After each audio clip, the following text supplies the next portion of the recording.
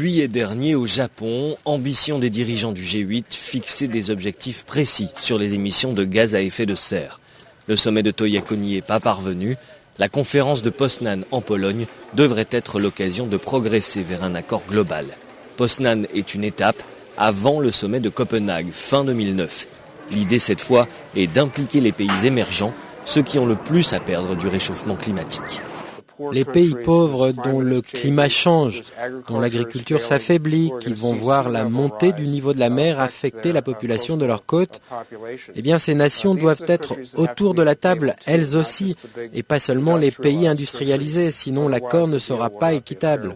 La conférence de Poznan devrait plutôt aboutir à un accord peu contraignant qui prévoit un pic des émissions de gaz à effet de serre dans les 10 ou 15 ans, puis une diminution de presque moitié d'ici à 2050.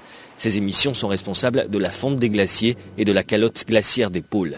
Les débats doivent aussi porter sur la protection des forêts tropicales et sur les suites à donner au protocole de Kyoto, entré en vigueur en 2005.